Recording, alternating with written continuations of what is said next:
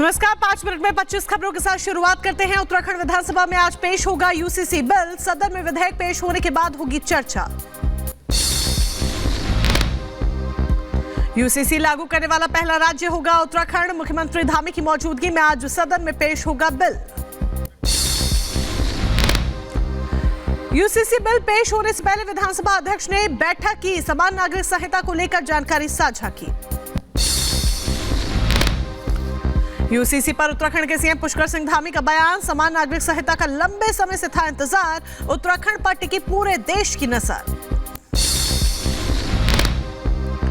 CM Pushkar Singh Dhami की विपक्षी दलों से अपील। यूसीसी पर चर्चा से नकारात्मक रूप से ले हिस्सा, यूसीसी का लंबे समय से था इंतजार। झारखंड के पूर्व मुख्यमंत्री हेमंत सोरेन से आज भी होगी पूछताछ। जमीन घोटाला मामले में ईडी करेगी सवाल जवाब। हेमंत सोरेन से आज चौथे दिन होनी है पूछताछ। जमीन घोटाले से जुड़े दस्तावेजों के आधार पर ईडी कर रही है जांच। आज हेमंत सोरेन और सीआई से आमने सामने होगी पूछताछ। ईडी को कोर्ट से मिली है अंचल उर्फ निरीक्षक भानु प्रताप की कस्टडी। हेमंत सोरेन पर है सेना की जमीन खरीद फरोख्त का आरोप। प्रवर्तन निदेशालय की टीम लगातार कर रही है पूछताछ। विधायकों की खरीद फरोख्त के आरोप पर ईडी के नोटिस पर बोले दिल्ली के CM Arvind Kejriwal. Crime branch से कराई जा रही नौटंकी सबको पता है। गोवा, महाराष्ट्र, राजस्थान आदि जगहों पर सरकार गिराने की कोशिश की गई। दिल्ली सरकार में मंत्री आतिशी ने बड़ा खुलासा करने का दावा किया है। सोशल मीडिया एक्स पर लिखा, सुबह 10 बजे ईडी पर करूंगी विस्फोटक खुलासा। उत्तर प्रदेश के गोंडा में ट्रैक्टर ने बाइक को मारी टक्कर। बाइक सवार महिला की मौके पर मौत, एक जख्मी। यूपी के बदायूं में रफ्तार का कहर। ट्रैक्टर की टक्कर से बाइक सवार 2 युवक जख्मी हुए। उत्तर प्रदेश के रामपुर में डबल डेकर बस पलटी। 90 यात्री घायल हुए, कई लोगों की हालत गंभीर। उत्तर प्रदेश के बदायूं में सिलेंडर में धमाके से घर में लगी आग। लाखों रुपए का सामान जलकर हुआ खाक। यूपी के बुलंदशहर में दिन दहाड़े बुजुर्ग से लूट। सीसीटीवी में कैद हुई वारदात। आरोपियों की तलाश में जुटी पुलिस। उत्तर प्रदेश के गोंडा में लेखपाल का रिश्वत लेते हुए वीडियो वायरल हुआ। जमीन की पैमाइश के नाम पर मांगे थे 10,000 रुपए। यूपी के एटा में गांजा की बड़ी खेप बरामद। एंटी नारकोटिक्स टास्क टीम ने 5 करोड़ की गांजा जब्त की। उत्तर प्रदेश के अंबेडकर नगर में हत्या के आरोपियों को उम्र कैद की सजा। कोर्ट ने दोनों पर 50-50 हजार रुपए का लगाया जुर्माना। उत्तर प्रदेश के ग्रेटर नोएडा में पुलिस और बदमाशों के बीच मुठभेड़। बदमाश सुंदर भाटी गैंग का सदस्य सुमित मुठभेड़ में हुआ घायल। पिस्टल, हथियार और लग्जरी गाड़ी बरामद। 6 से ज्यादा मामलों में थी तलाश। चीन में ऑस्ट्रेलियाई लेखिका यांग हेंगजुन को मौत की सजा। जासूसी के आरोप में सुनाई गई सजा। गाजा में इजरायल का ग्राउंड ऑपरेशन जारी। आतंकियों के ठिकानों पर आईडीएफ ने हमला बोला। रूस के कब्जे वाले इलाके में यूक्रेनी हमले पर राष्ट्रपति पुतिन के प्रवक्ता का बयान। कहा, गोलीबारी में 28 लोगों के मारे जाने की पुष्टि हुई। ब्रिटेन के पीएम ऋषि सुनक का इजरायल दौरा। स्ट्रॉटमॉन्ट में मिशेल ओनील से मुलाकात की है। इजरायली हमले से गाजा में भारी तबाही। फिलिस्तीनी रेड क्रिसेंट सोसाइटी ने वीडियो जारी किया।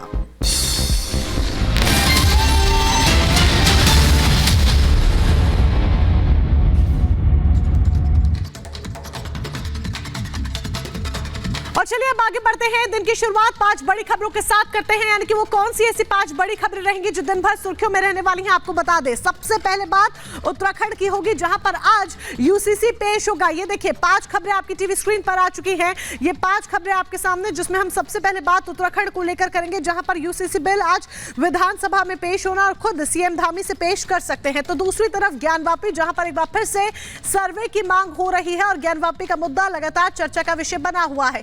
तीसरी बड़ी खबर गोवा से जुड़ी होगी, जहां पर गोवा को विकास की सौगात आज मिलने वाली है। प्रधानमंत्री नरेंद्र मोदी गोवा को विकास की सौगात देंगे। और चौथी बड़ी खबर हेमंत सोरेन से, क्योंकि लगातार ईडी पूछताछ करे और आज एक बार फिर से हेमंत सोरेन, झारखंड के पूर्व मुख्यमंत्री को ईडी के सवालों से सामना करना होगा। और पांचवी बड़ी खबर भी ईडी से ही जुड़ी हुई है, लेकिन यहां पर ईडी के सवालों का सामना नहीं, बल्कि ईडी पर आम आदमी पार्टी का कहना है कि वो विस्फोटक खुलासा आज करेंगी। आम आदमी पार्टी सरकार में मंत्री आतिशी आज कह रही हैं कि सुबह 10 बजे ईडी पर यानी कि प्रवर्तन निदेशालय पर एक विस्फोटक खुलासा वो करने वाली हैं।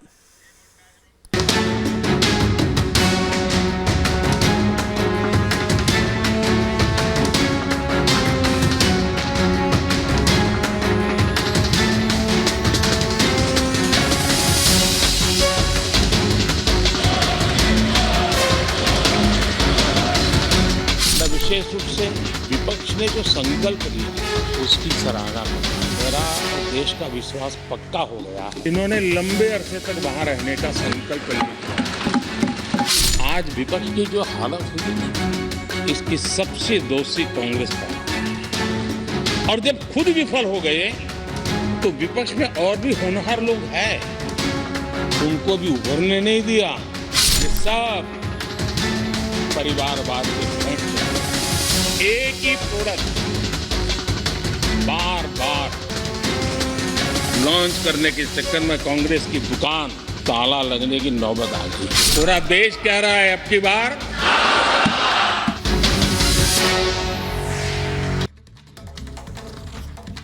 मोदी का ऐलान 400 का प्लान। जी हां, प्रधानमंत्री नरेंद्र मोदी ने तीसरे टर्म के लिए बिगुल फूंक दिया है। पीएम मोदी ने लोकसभा में ऐलान किया कि तीसरा टर्म पहले और दूसरे से ज्यादा शानदार और भी ज्यादा जोरदार होगा। लोकसभा में प्रधानमंत्री मोदी का ये जबरदस्त भाषण हम आपको सुनाते हैं, जिसमें प्रधानमंत्री नरेंद्र मोदी ने धूम मचा दी है और साफ सीधे तौर पर ऐलान कर दिया है कि इस बार एनडीए 400 पार।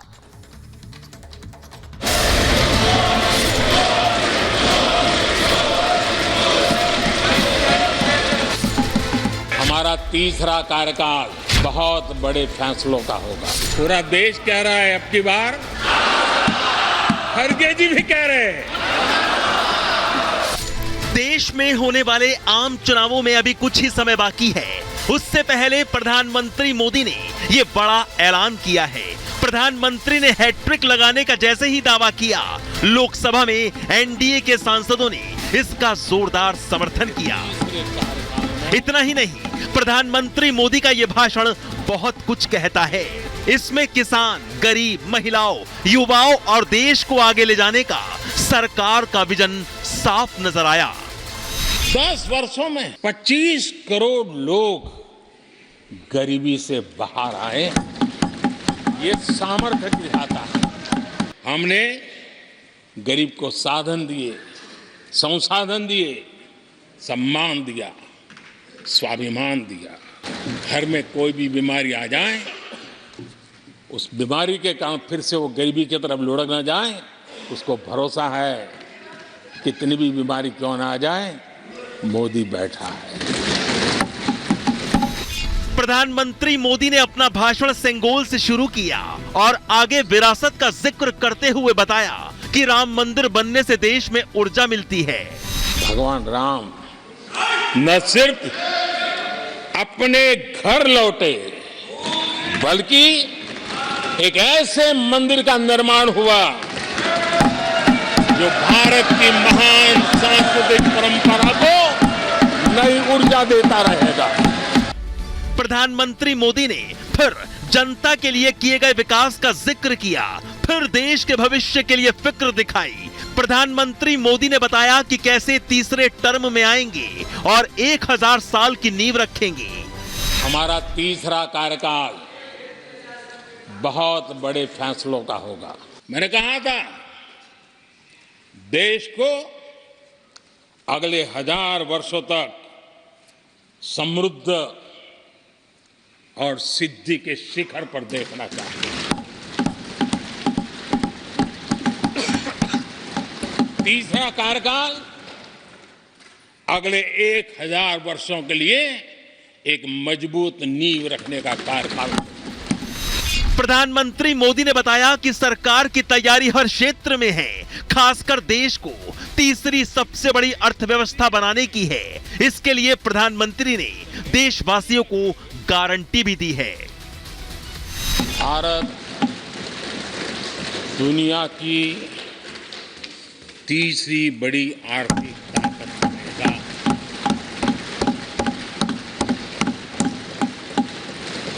और ये मोदी की गारंटी है। इधर प्रधानमंत्री गारंटी देते रहे, उधर विपक्ष शोर मचाता रहा। विपक्ष के शोर पर प्रधानमंत्री मोदी ने करारा प्रहार किया और बताया कि यही हाल रहा तो विपक्ष दर्शक दीर्घा में रहेगा। कि ईश्वर रूपी जनता जनार्दन आपको जरूर आशीर्वाद देगी और